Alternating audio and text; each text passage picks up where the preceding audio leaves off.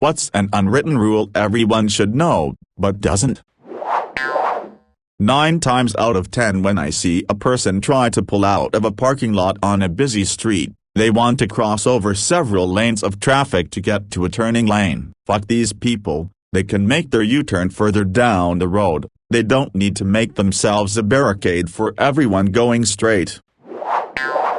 I was in line to buy textbooks at my university's bookstore 3 weeks ago and the place was packed. This wouldn't have been a problem, but unfortunately there was only single cashier. So, I spent a good half hour in line listening to the bitchy girl behind me prattle on for the full half hour to her mother on speaker. Fuck's sake.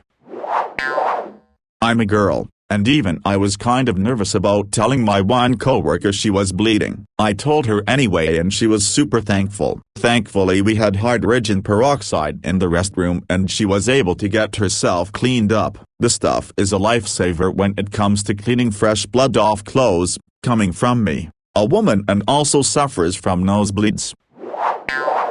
Don't touch a disabled person's mobility aids without being specifically asked to do so by the person. Wheelchair, scooter, cane, dog, walker, whatever they are using, don't touch it unless they ask you to. View it as a stranger trying to touch your legs. Do you want Rondo to pick up your leg, move your leg, pet your leg? Probably not. My mother-in-law was a polio survivor. She had one good leg, one good arm. The entire house was laid out very, very carefully. You wouldn't notice it, but she had a handhold or similar spot to brace herself. Everywhere. The unwritten rule was that you didn't move a chair, table, any piece of furniture. Mama wouldn't ever say anything, or scold, but the simple movement of chairs could cause a sweet lady to have a fall. A bunch of years ago I was drunk at a festival and met a friend who worked as a personal assistant for a woman in an electric wheelchair. Without thinking I reached out and grabbed her hand and said hello, not realizing that she could only move her fingers enough to control the wheelchair. I was assured by my friend that she didn't take it the wrong way. Most likely she was just happy that someone treated her like any random person and not a fragile object. But goddamn, the awkwardness followed me for a while after that. I really hate when people blare their own music super freaking loud at the beach or on a boat or in an otherwise really public place. If you want to listen to music at the beach or on the boat, that's totally fine, but please make it perhaps loud enough for your group to hear but maybe not loud enough for everyone within a 500-foot radius to hear. I know there's a fine line, but please at least make some attempt at finding it for your fellow human beings. Someone did this to me the other day. They were going 55 in a 65, so I decided to pass. The M4s sped up to 90. I didn't have time at that point to slow down and get back behind them as cars were coming, so I floored it and got around. I was furious. It was incredibly stupid and dangerous. I drive that road every day for work, and these stupid people just don't want a car to pass them. I'm not excusing this behavior, I hate it too, but I think there may be a non-asshole explanation for this at least some of the time. I have been the person getting passed and had a moment of wanting to speed up, even though I didn't. I think it stems from a moment of illogical panic when something is coming up from behind you at a faster speed. It touches on an instinct to run when being chased. I have no evidence for this other than my own anecdotal experiences, but I wonder if this is true at least some of the time. This also applies to beards. Yes, my beard is full and thick, but that is not an invitation for you to stick your dirty fingers right next to my mouth. I don't like hugs from most of my friends, so I certainly don't want your booger scrappers trying to find my chin. And if you're a female and my wife sees you, you're putting both of our safety at risk. I have golden strawberry blonde hair that is apparently quite a nice but hard to get color. I have literally never had a trip to the hairdressers where I wasn't asked if it's my natural color. When I was young and on holiday with my family, it wasn't unusual for tourists to come up and touch my hair or ask my parents to have photos with me. It was fucking uncomfortable and I hated anyone commenting on my hair for years because of it. Always start with the question, how might I be wrong? Everyone can figure out a reason to believe they're correct. But if you look for reasons you are wrong first, you will make fewer horrific assertions and mistakes. How might I be wrong is the core question of science and the start of all wisdom. I will never use those words around my coworker. She gets a sick delight in trying to show people wrong. She's always trying to educate people by telling them things they already know. When you try to explain something to her, she has an annoying response of correct, as if she's grading your homework. But you're not seeking her validation. She was hired at the same time, yet thinks she's an expert. Mistakes she make are no big deal. Sweep it under the carpet. But the same exact mistakes made by you are horrible atrocities that management must know about. Edit. It sounds nice in theory, but when you're working with people who do not have your best interest in mind, it will bite you in the ass. We're faced with the reality that we live in a world where game theory plays a major role in people's decisions and treatment of others. I was at the Natural History Museum in DC once and I asked the lady behind the counter for a map, please. She looked at me and told me I was the only adult to say please. She gave me 2 maps just for having manners. When I was like 8 months pregnant with my second, the guy at my church very cautiously asked me if he was correct in guessing I was pregnant, and it was all I could do not to laugh in his face. I had sent him 3-4 emails by this point mentioning maternity leave and due dates. I did weekly scheduling for a team he served on. Plus I gained 5 pounds that pregnancy, and baby weighed 6 pounds. 10 ounces when born, so I 100% looked like I was smuggling a basketball. So I guess I would add, if a woman has told you she's pregnant, it's safe to believe her. Unless she's claiming you're the father, then it varies. The keep right except to pass applies even in places where it's not written, on roads where there isn't a sign, when walking, biking, skateboarding, whatever, on sidewalks, paths in the middle of the woods.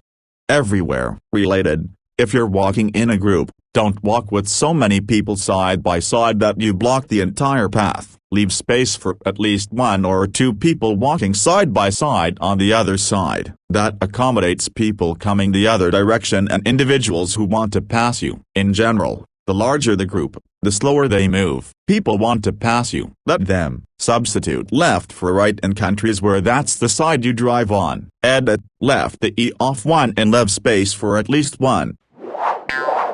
I'm always amazed at how bad people are about this. Definitely worse in groups. If I'm walking and a group is coming the other way taking the whole pathway, I sometimes like to just keep on and plow into whoever is in my lane. Also fun to just stand still and let someone plow into me, since they're usually looking sideways and engaged in some conversation. XD. Do people not do this? I picked this up in high school whenever bus drivers would drive us for sports games or field trips. It's carried to when I studied abroad and used public transport there, and when needed here, US. I literally thank everyone for transporting me somewhere, whether it's a friend/pilot/conductor/bus driver, etc. School bus drivers were given end-of-school year gifts in my neighborhood. Never tell someone how they could be more attractive when you don't know them or if it wasn't asked of you. I can't tell you the number of times I have seen men, always at least 10 years older, tell myself or my younger coworkers how they like it better when our hair is down, or I like you better as a blonde, etc. It once made a young 16-year-old I work with stop wearing her hair up because she was self-conscious. You'd be surprised how many customers don't even have the money in the bank account they're paying from. So many people have to get on their phone to transfer it from a different account. Meanwhile 3 different customers are behind them waiting. Worst part about it is the same customers do it every time, and they're oblivious to their effect on the people around them. If you see a musician and you request something, please, for the love of all that is good in the world, tip them. Yes, we love music, but it's still a job that we don't get paid enough, if at all, for. Especially now during the pandemic. Businesses took this as an excuse to pay us even less. So please give your local dickhead with a guitar even $1. If you don't know someone's boundaries, It's okay to ask. Asking "are you okay if I talk about underscore or can we do underscore" is a huge green flag, and it makes it so there's no guessing game. For example, if you want to talk about something sexual and this is a person you don't know very well and haven't talked about it with before and you have no idea if they'll be comfortable with it, asking if they're okay with it is a great way to know. I love when people ask about my boundaries. It implies to me it shows they care about my feelings and my needs.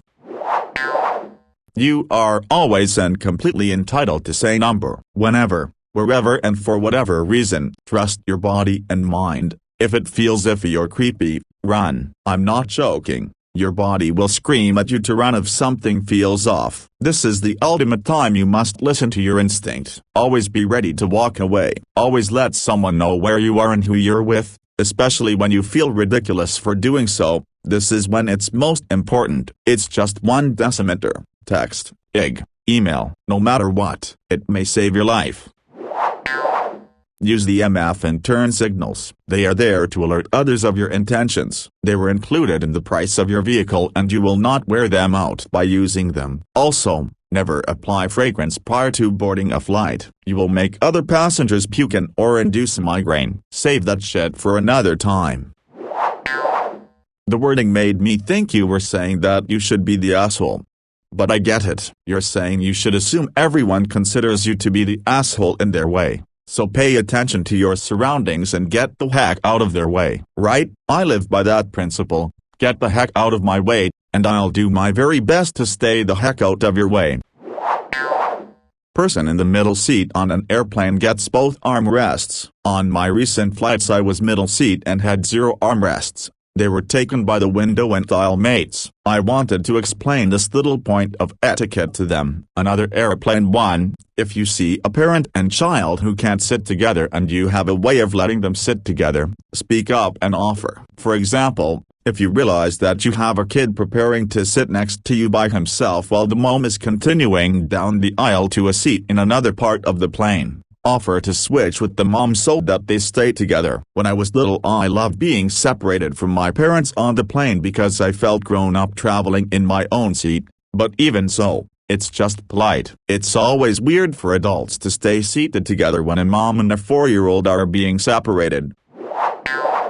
I don't know if this is widespread or it's just my neuroticism, but if someone's in your way and they're not relative, don't push them or even touch them. My brother mentioned he guided his friend out of his way by lightly pushing him, and I've had people touch my back or arm to indicate they want me to move, and it was never pleasant. Far worse is the thought of touching someone else without their permission, especially when I'm effectively saying, "Move it, asshole." Makes me shudder. Yeah, context is key here. If I'm working my way up to the rail at a concert, it's a small tap. Then maybe a gentle nudge. Then if no better path, a more firm nudge. I just assume, from my position on the receiving side, the first tap, nudges someone bumping into me while dancing or whatever. That firm "hey man I want by" is my clue to move if I can, or give that "no room for you bud" shrug. If I am just minding my business at the store or something, unless I dropped something, don't touch me. Find your own way past or wait, if you're in a hurry. Well, I think that is contextual as well. Impatient, fuck off. Pet dying, push me over the railing and good luck to your little fuzzy body. What's the cut-off for time though? Since posts get archived and then no one else can add a story, I lurk and binge read anytime someone asks about creepy encounters, and even though variations get asked a lot, it gives new people a chance to respond when other posts are locked. Yet there is always someone in the comments complaining like the op is the only one reading them. At least try to solve your own problem or answer your own question before asking friends, family for help. I work in tech, so all my friends and family come to me seeking technical help on this, that, or the other. Something isn't working right, they immediately text or call me for help. 90% of the time this results in me Googling their question and relaying the answer to them. Either the question is easy, you can find your own answer, or it's difficult, in which case the person will be grateful that you did initial research and at least tried to answer it yourself. You say the word no when doing something is inappropriate. This apparently confuses the younger generation who put all the onus on reading their mind, determining appropriateness, and deciding for them on the other person, who is somehow an utter tyrant and a complete asshole for asking for something they can just say no to. Just say no, you passive-aggressive assholes. Don't date a friend's ex without checking with them first. My older sisters taught me this, and my best friend was very confused when I told them I asked our friend before going out with her ex-partner. They're an only child, saw no one to teach them that common decency. I was so baffled that they didn't think it was necessary. Also, don't kiss people your friends have a crush on. Also learned the hard way that they didn't know that either. If you can see your school bus coming down the road, please, for the love of all that is good, make a move toward it. Don't wait until it is completely stopped to dance around, hug your mom, pet the dog, take a picture, dance some more, then proceed down your 700-foot driveway. You know it's your bus. You know it's going to stop and you're going to have to get on it. Moms, please make sure they do. It's difficult to wait through 20 bus stops where kids do this and results in ending up late workers. I actually try to leave my house and get in front of the buses, or I'll be a solid 45 minutes late. Now I'm just half an hour early. No win there either. I don't know if it counts as a rule or just a cool fact, but if you're walking in a crowd, if you look straight ahead and maintain eye contact straight ahead, looking those in your way in the eyes, people in your path will 85% of the time move out of your way, even in a crowded street. It's been a great rule for me that I follow and serves me well.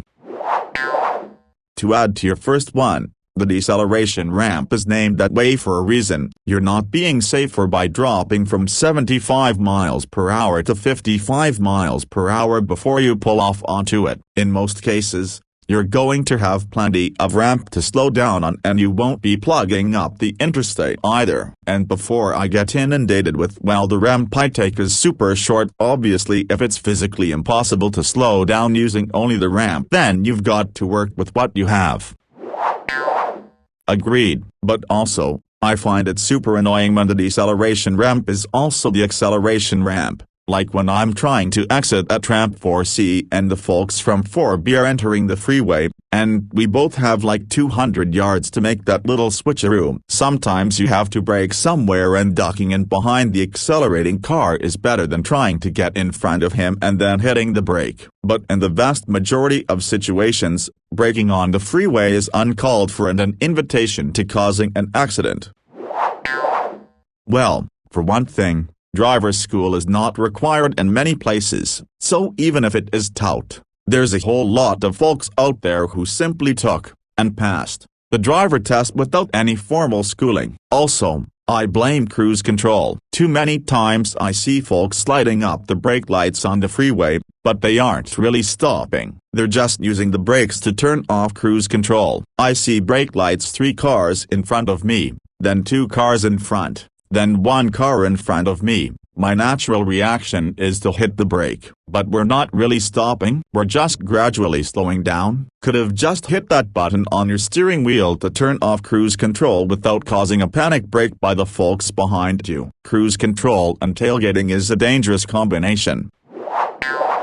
Don't call out of nowhere. Schedule a call with me at least 24 hours before said call. I need that time, and probably longer, to overanalyze what we're going to talk about and panic myself into tears. Only exception to this is if you're dying. But then again, I don't know any medical advice besides go to the hospital, so I'm quite useless. Call someone else, you're more likely to survive. Thank you kindly.